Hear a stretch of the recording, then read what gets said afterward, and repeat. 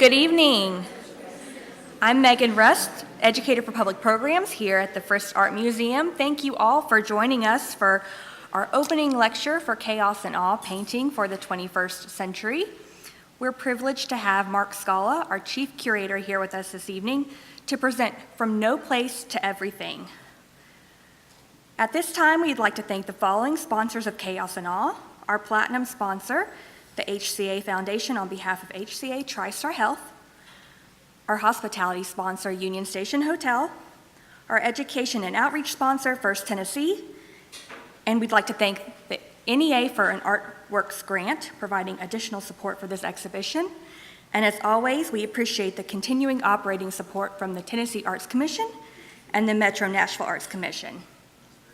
Please join me in welcoming Mark Scala.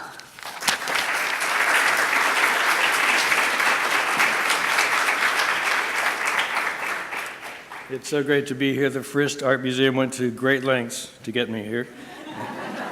As you can imagine, flew all the way from upstairs. You see on the screen behind me evidence of 3 exhibitions. Paint Made Flesh, Fairy Tales, Monsters, and the Genetic Imagination, and Phantom Bodies, the Human Aura in Art. And you may be wondering, well, why are those up there? Because we're talking about chaos. And those weren't really about chaos, but they were about the vulnerability of the body. Something that when I look for ideas for exhibitions, one of the first things I ask myself is, what are the points of connection that we all share? Whether you're an art aficionado, whether you've never been in an art museum, whether you're 5 years old or 50 years old or 500 years old, what are the things we all share? And of course, the body is the thing more than anything else we all share. And these exhibitions had to do with the body as a symbol in art for all those things associated with life as it comes through the body, and all those things meaning aging and vulnerability and sexuality and emotions, all that. And so Paint Made Flesh is an exhibition that really looked at painting itself, a medium that seemed well suited to presenting myriad aspects of the human body, from the tactile properties of flesh and blood and sinew to properties of emotion that a lot of artists have exuding, as if they're exuding from within the body out onto the surface of the canvas. And then Fairy Tales, Monsters, and the Genetic Imagination is about the composite body, the hybrid body, different parts coming in, and we're all hybrids. We may not know it. We may not all have prostheses, or we may not all have bunny ears or bunny tails, but we're all hybrids of some sort or another. Nobody is a singular entity. And so that was really the subject of that. And then finally, Phantom Bodies, the Human Aura in Art. And the subject of that was the body in absentia. What does it feel like when the body's gone? How do artists represent absence as if it is presence? And in each of those, the body became a symbol not for just the individual body, but it became expandable into a consideration of the social body. For every single individual that might have been represented in those exhibitions, the idea is that represents a mass of individuals. So it seemed to make sense to me to look at society itself as organic, as a body. Because after all, it's composed of bodies, billions of bodies.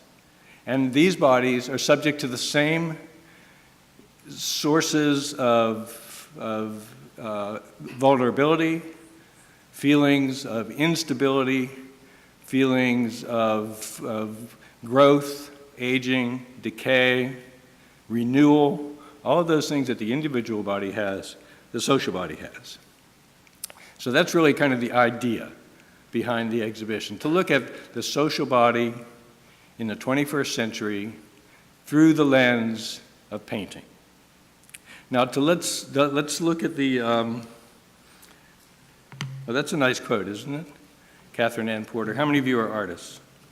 Raise your hand. Oh, yeah, I like that. So I like this idea of artists taking the chaos of life and taking a slice of it and making some kind of meaning out of it, but not with denying that the chaos of life is there.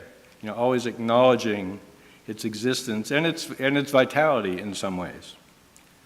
Chaos and awe are not opposites. They both relate to the overwhelming stimuli, disorder, a break from the predictable, a feeling of being transported by something vast and incomprehensible, often something terrifying and seemingly dangerous. This connects to the idea of the sublime, traditionally alluding to feelings of unease, disorientation, again, perhaps terror, but also amazement that comes from contemplating the ungraspable nature and of the ungraspable power and nature of the human soul. Rampaging storms, vast galaxies, monstrous thoughts and miraculous occurrences, things that exceeded human understanding and made us feel like we had a lack of control, that we were somehow small, but there was somehow something very much larger than ourselves that we were a part of and we were apart from, all at the same time. So that ambivalence is very much a part of the feeling of the sublime, and I think it's very much a part of the contemporary sublime, which I'll talk about in a minute. I propose a different but similar sense of the sublime, kind of a lesser sublime, what for the purposes of amusement I'll call a sub-sublime, maybe. Comes from thinking about ungraspable aspects of the human-made universe.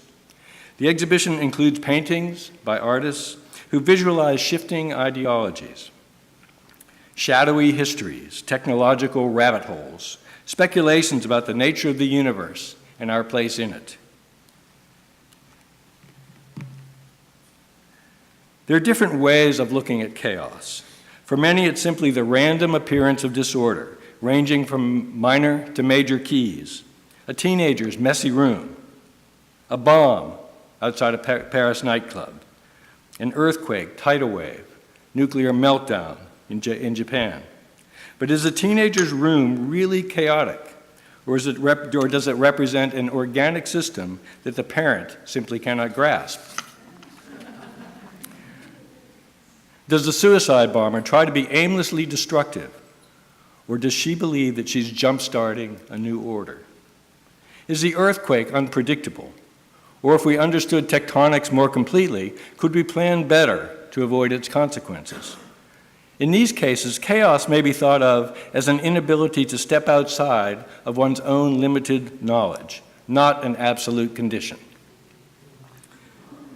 Chaos theory holds that systems have what is called a sensitive dependence on initial conditions. A sensitive dependence on initial conditions. The slightest variance or unexpected introduction of an anomaly makes those systems subject to what can be dramatic change, i.e. the butterfly effect.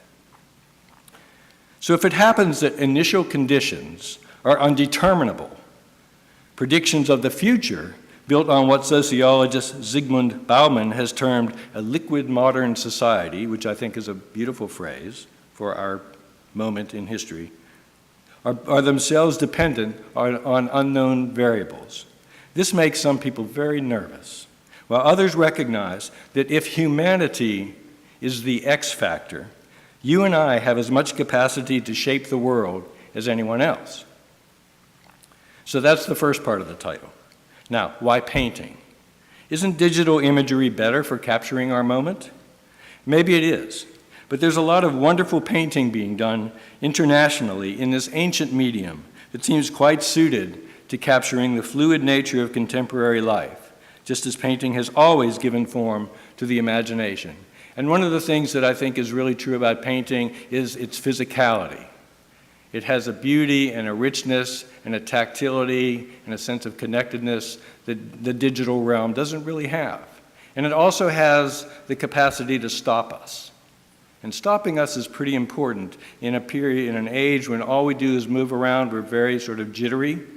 We look at our, it takes as long to look at a painting as it takes to look at 20 emails, maybe 30, depending on the painting. So I think that there's something valuable about that slowness, that idea of slowing down. and really looking at a work of art as it unfolds itself for you. So looking is really critical. Painting is a chameleon. As Matthew Ritchie points out in his catalog essay, it connects across and collapses boundaries, easily co-opting the categories of real and unreal, personhood and immanence, angels and demons, metaphors and allegories, typefaces, drips, stains and wipes, share space with dancers and seamstresses, factories, fish, apples, cheeses, the living and the dead. It's a great quote. It's in the catalog. I encourage you to buy it in our gift shop. Matthew wrote the final essay for the catalog, and he also is a painter whose work is included in the exhibition. Paintings' generally rectangular formats are related to books, computers, windows, all formats that are given over to framing information.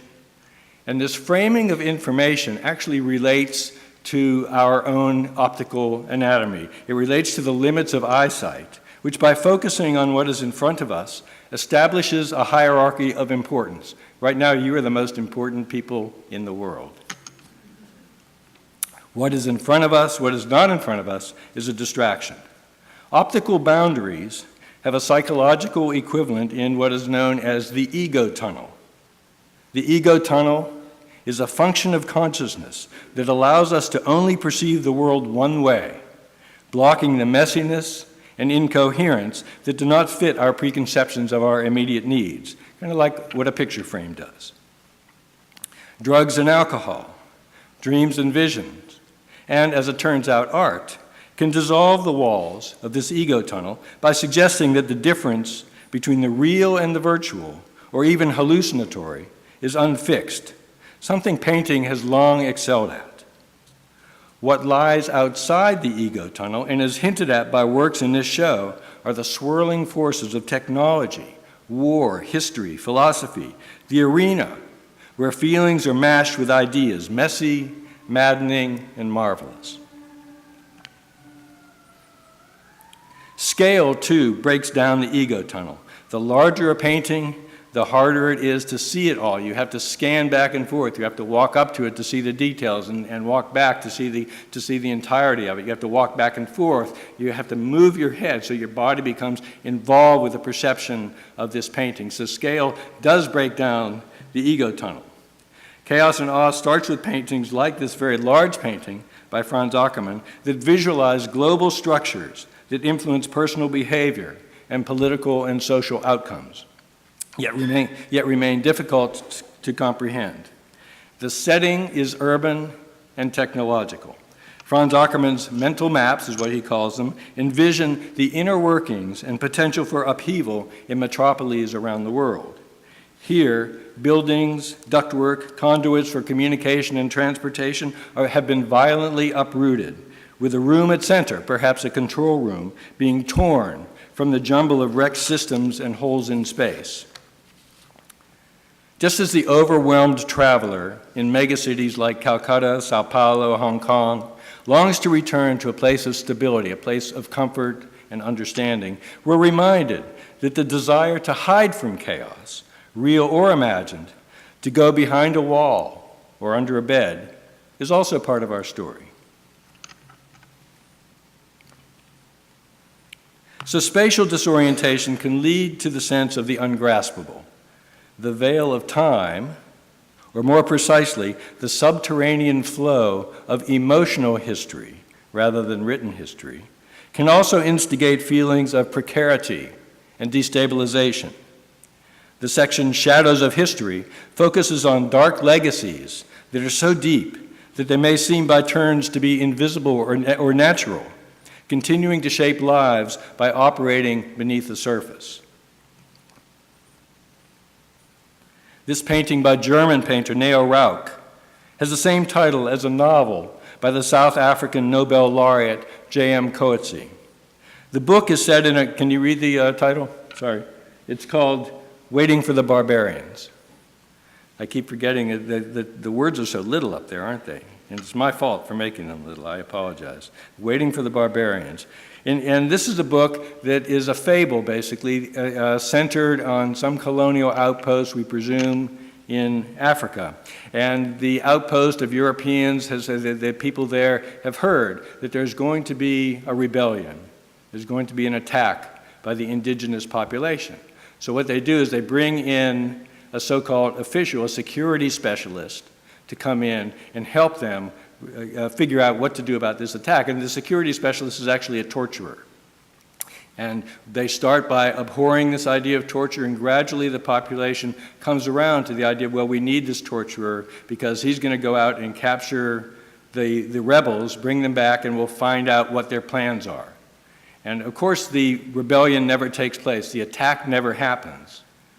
And so the book itself becomes a parable about the use of paranoia by people in power to kind of control and shape their own agenda. Why are you laughing? I mean, seriously, that couldn't possibly be anything that could really happen in real life. The painting makes one think about the political backlash at the refugee crisis in Germany, which is threatening to topple Angela Merkel's government, as well as our own response to the potential influx of so-called barbarians. But I think it's also ambiguous. One of the wonderful things about Neo Rauch's work is it's a little bit indecipherable. It is women who are arming themselves. Perhaps the men are out looking for people to torture.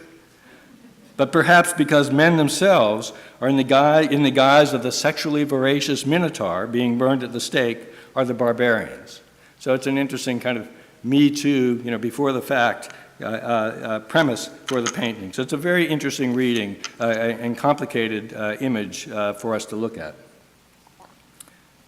The ocean is a potent symbol for the unfathomable and devastating conditions of colonial history, as European powers developed vast shipping industries to move enslaved people and plundered resources to new markets.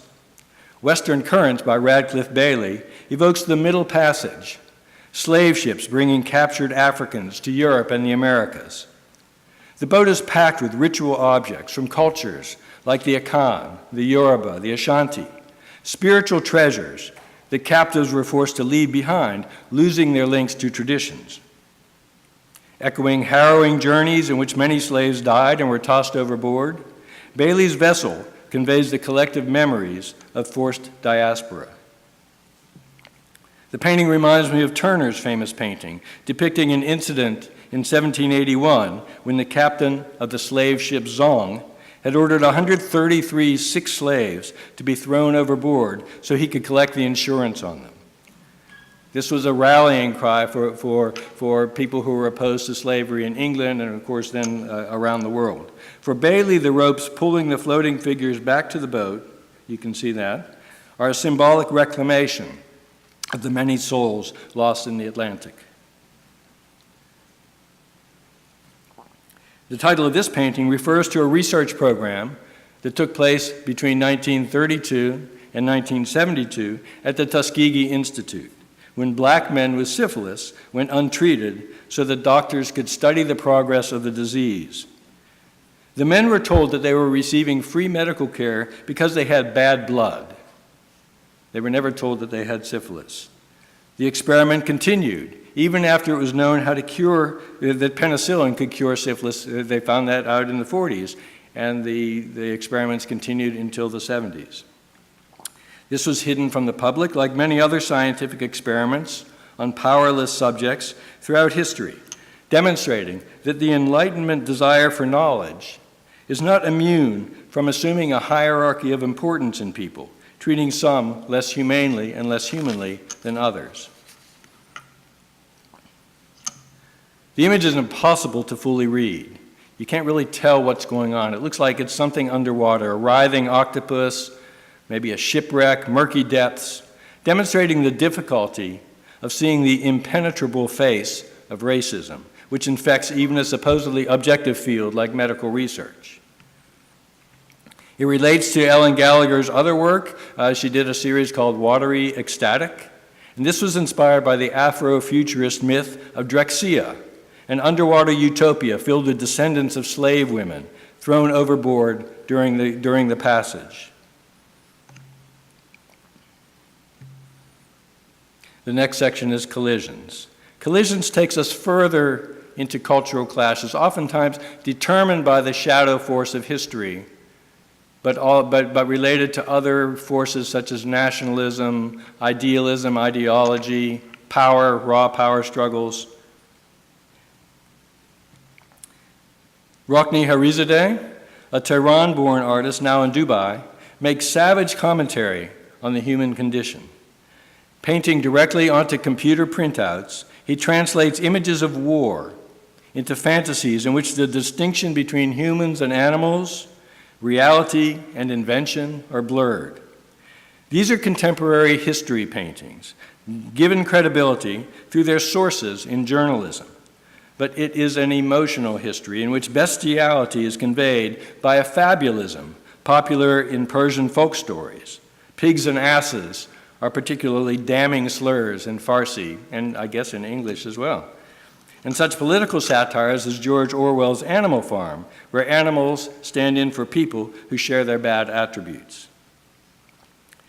The title, "But a Storm is Blowing from Paradise," is from a line in Theses on the Philosophy of History by philosopher Walter Benjamin. Writing in 1940, Benjamin describes history not as a series of rational progressions, but as the cumulative impact of disasters, storms, and other cataclysmic events that propel humanity toward an uncertain future. Harizadeh shows conflict in the Middle East as a similar portent of devastation. Our hope with this exhibition is that visitors to the Frist will connect with their own experiences. For our video tour, organized by Megan Rust and Cynthia Porter, we invited several members of the cultural community to reflect on works that they found particularly resonant. Here, composer Wu Fei plays the guzheng, a Chinese zither, reliving through her improvisation the chaotic childhood memory of Tiananmen Square.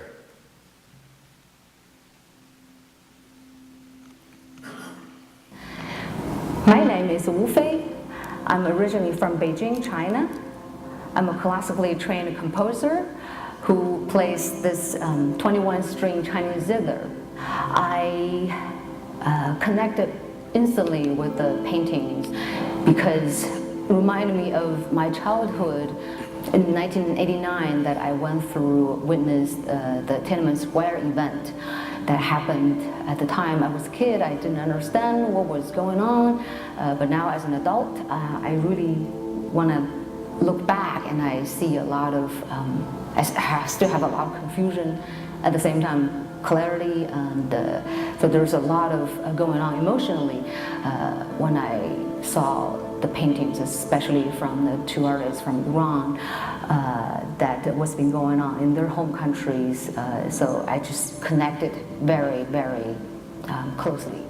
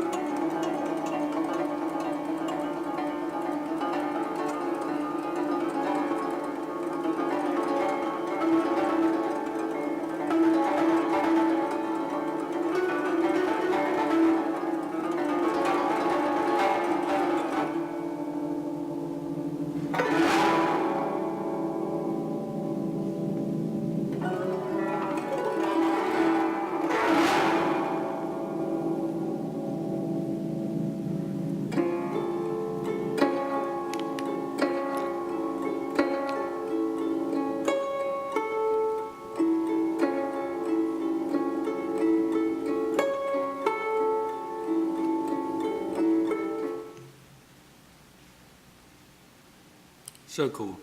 So incredibly cool. One of the fun things that happened while we were recording that was, it's probably not a great secret to any of you that there's some building going on across the street. If you're here at the right time, you might actually hear a little something. And right in the middle of a very, very powerful passage, when she was really impassioned and getting into it, it was It was amazing. Yeah, it was just perfect. We thought, should we do it again? And then we thought, no, that was, sorry I couldn't capture that for you, but pretty wonderful. Okay, so that's sort of the 21st century from the Grimm brothers side of the aisle. And so now I think that we kind of can look at other aspects and other dimensions, and in some ways some of the same dimensions, but looked at in another way. So the next section is called Interzone. And in Interzone, the premise is that cultural collisions can be painful, they can be traumatic, but they can also result in expanded worldviews and exciting new developments. Artists in Interzone create scenarios that range from explosive confrontation to reflections of hybridity and growth. I like to think of this as the section where gardens meet rainforests to produce something new, profuse, perhaps frightening, but also sensually and visually intoxicating. Speaking of intoxication, the name comes from a short story titled Interzone by beat author William Burroughs, who wrote of the international zone in 1950s Tangier, in which expatriates from all over the world lived. Customs and laws were flouted, and everything and everyone was available, where, in Burroughs' words, the market of psychic exchange was as glutted as the shops. Artists in this gallery show boundaries being similarly crossed. Mixing symbols of identity, memory, language, and belief systems, they dissolve easy categories, showing the immense richness that comes with the interweaving of migrants and immigrants and refugees with all their experiences and memories and their new communities.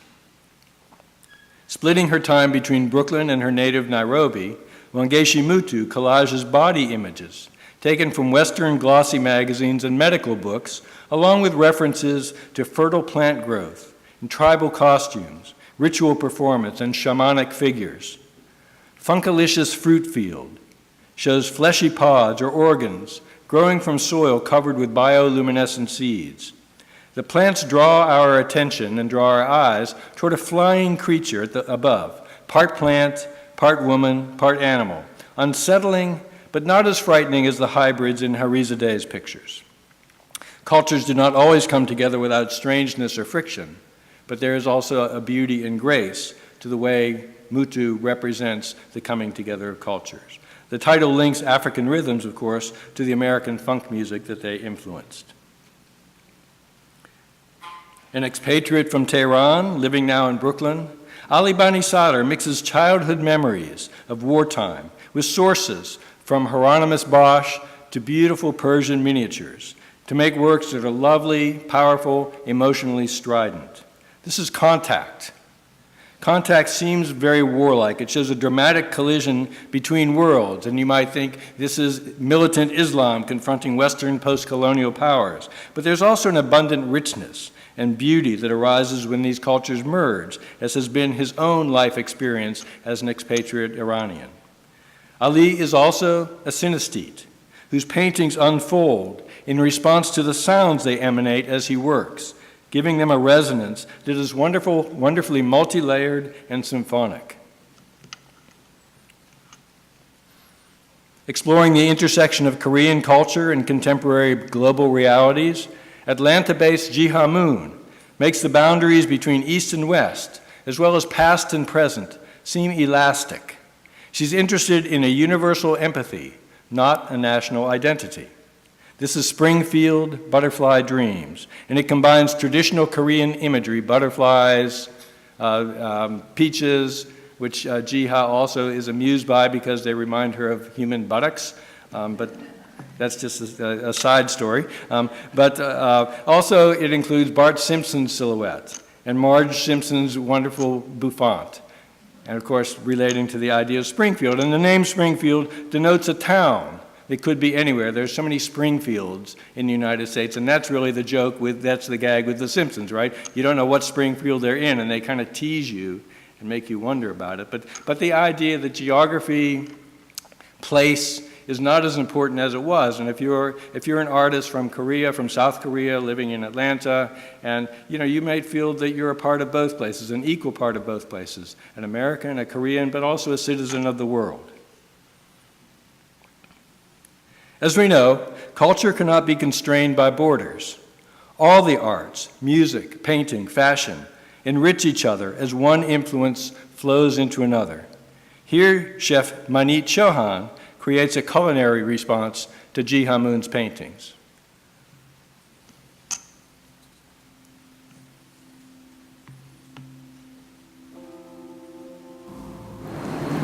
Hi, this is Maneet Chauhan, and you are here with me at Chauhan Ale and Masala. Today, I was inspired by Jihyun's paintings. They are so vibrant, they are so colorful with so many textures. When I saw the painting, I saw different elements of flora and fauna and Asian influences on this dish. And that's what I tried to incorporate. You can see some crawfish over here. There is some tuna. We have some shiitake mushroom, some dragon fruit. There is some ginger, and these yellow noodles, they complete the dish.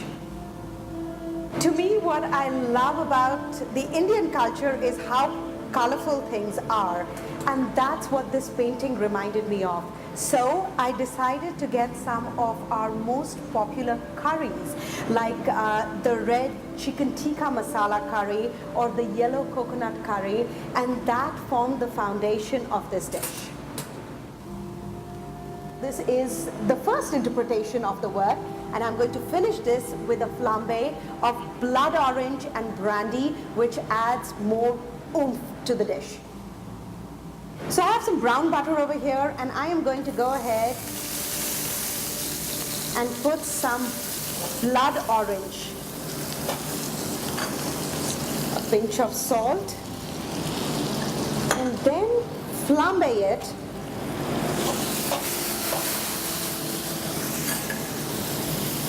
with some brandy.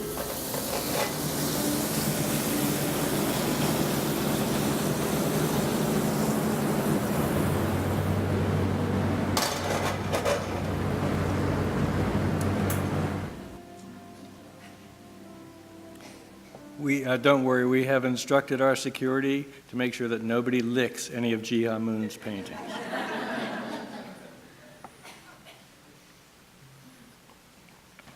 A bridge between Interzone and the next section, Virtual Worlds, Kinshasa-based Eri Kamawanga Ilunga, shows two Mangbetu women from the Democratic Republic of the Congo wearing vibrantly colored robes inscribed with digital circuitry. A comment on ways of life that are undergoing radical transformation through technology, this double portrait also is a reminder of the cycle of global trade from the perspective of those who provide a lot but benefit the least. The Democratic Republic of Congo is a leading producer of coltan, an ore used in the making of electronic devices such as cell phones and laptops. Young Mangbetu people who work the mines under grueling conditions are hungry to have these products, to leave their traditional ways, furthering a disruption of the social life that is already reeling from years of civil war in the Democratic Republic of the Congo. So that leads us into virtual worlds. And if you're doing a painting show about painting for the 21st century, you can't ignore the internet. The internet is the ubiquitous continuing element for all of these artists in the show, but particularly in the section that we'll talk about now, virtual worlds. These artists are exploring the impact of the internet on our sense of reality. Corinne Wasmuth, a German artist, depicts communal spaces where time and physicality are in flux. The title refers to the Bibliothèque Nationale in Paris, one of the world's great libraries. But it also contains the airport codes. I'm sorry, you can't read the title, can you? Bibliothèque CDG BSL, the airport codes for Charles de Gaulle in Paris and Basel in Switzerland. When traveling, you become connected to a network of airports all around the world, suspended in a dreamlike transnational space that, like a library, offers myriad avenues to new places and experiences, some real and some virtual.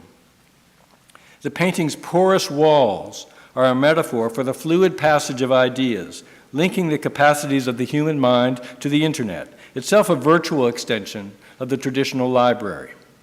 Ghostly people, some upside down, are reduced to bytes of information.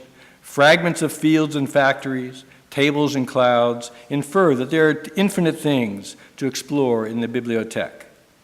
The work also reminds me of Jorge Luis Borges' parable, the 1941 parable, The Library of Babel, a structure said to be as old as the universe, which theoretically contained everything written in every language using the same 25 characters in an infinite number of variations. I'm sure you all read The Library of Babel at some point.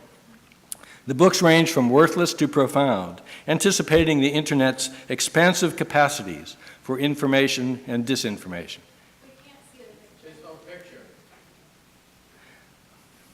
Details, details. How's that? Is that better? Yeah. It would have been really bad if nobody had said that and we had just gone on to the next thing. So I'm glad you brought that up. But look at this painting. I mean, this is a huge painting too. This is every bit of 20 feet long. And again, you become bodily involved with it. You walk back and forth. You move up and down. You kind of scan it. Some of the images are upside down, so there's a profound sense of disorientation, of gravity being suspended, of all the laws of physics being suspended, just as they are in the human mind and just as they are, of course, in the internet. So it is much nicer to see the thing that you're hearing about, isn't it? So the next section is boundlessness. In this exhibition, certain works could go with more than one theme. Wasmut could easily fit into the next section, the boundless, where sweeping gestures, open atmospheres, and swirls and spatters of paint define shapeless forces, liquid, gas, flame, and light. Almost did it again. Linking the indeterminate nature of existence with the openness of consciousness and emotion. Implying extension beyond the painting's edge, these works encourage viewers to imagine what lies outside the framework, to imagine what lies outside the ego tunnel. Barnaby Furness's flood painting shows forces, both natural and supernatural, that are powerful, beyond our control, terrifying. Much in the vein of abstract expressionism, Furness has poured, swept, and spattered red paint, using its inherent liquidity and associations with blood to express emotions ranging from fear and pain to awe and transcendence. In his work, Furness often takes on the fearsome aspects of history and myth, and this painting brings to mind the end times in the book of Revelation, when angels, agents of God's vengeance on a sinful world, transform the sea, rivers, and springs into pure blood. A luminous blue sky bisected by a beam of glowing white provide escape from this chaotic pounding of red waves. With Furness, the idea that paint's physical properties can mirror the intensity of human emotion is a legacy of Romanticism and abstract expressionism.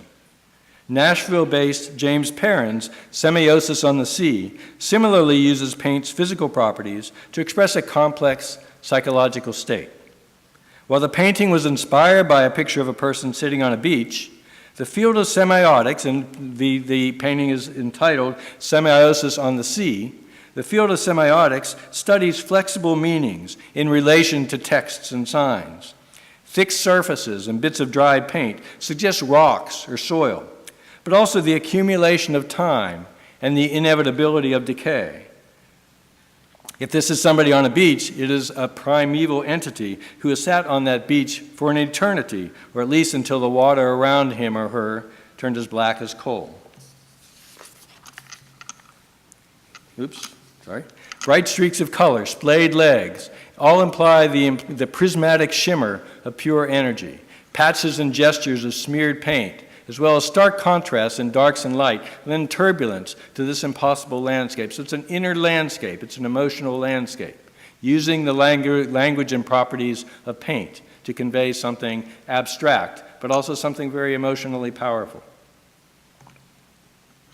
If the opposite of boundlessness is measurability, Heather Gwen Martin's trigonometric functions brings mathematics into the discussion of sublimity. Both math and art give form to the invisible. While her eccentric elements have roots in comic book culture, as well as brain mapping, with its digital colors and surprising organic shapes, Martin's title refers to the branch of mathematics concerned with the precise measurement of geometric areas through triangulation. The challenge of accurately defining the area of Martin's loopy, elastic shapes and spaces suggests that math is just a starting point for the imagination.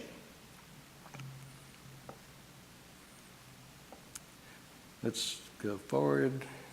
Rachel Rawson's paintings move between virtuality and the handmade. With Oculus Rift, she has made a virtual painting, translating images from her own life, her studio, her kitchen appliances, bits of floating detritus, to create what amounts to a kinetic self-portrait. The forms appear three-dimensional in terms of space and volume, and four-dimensional in terms of time, motion, and especially interactivity. Wherever the viewer turns to look, forms break apart. The gaze becomes a destructive force, the viewer becoming what the artist has termed an entropic moderator, someone whose presence dismantles this constructed self-portrait, turning it into something else, something more broken, more elastic, a gravity-free zone linking the human gaze with a force of chaos. Has anybody tried this yet? What did you think? It's pretty great, isn't it? Yeah, it's very disorienting. And if you do it for like 5 minutes, I've seen people walk away with a sort of a drunken smile on their face. It's pretty wonderful. And of course, she's a painter, and she's using the language of painting, but in a very highly technological way. And so that really brings up the question, well, where does painting leave off and something else begin? Painting has really informed so many art forms. And I think it does help us think about these questions. This takes us to the final section, which integrates influences from technology, science, and mathematics to philosophy and metaphysics. These paintings diagram a universe that is too complex for human understanding, at least at this point, but still may reveal itself in tantalizing parts to be connected. As we saw with Franz Aukerman's mental map right at the beginning of a catastrophic city, maps and charts help guide us through the known world, but can also be the basis for imagining and envisioning the unknown world. Argentinian artist Guillermo Cuitca's painting shows a jumble of American place names, roads and rivers randomly mixed together to subvert the function of cartography. So you have Pittsburgh, kind of near New Orleans, not too far from Austin, but it's all sort of mixed up together. If you tried to use that as a road map, you would be a very, very confusing effort. Spread across the surface, points intersecting with dense clusters of sinuous lines are reminders of cities with highways leading to and fro, like the circulatory system of society. We see a correlation with the human body, a similarity to nerve endings and capillaries.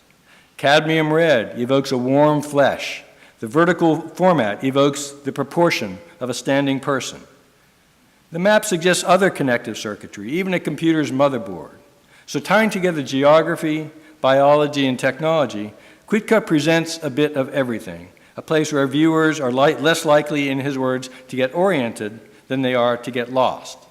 And the title of the painting is Everything, and that has given the title to the final section of the exhibition.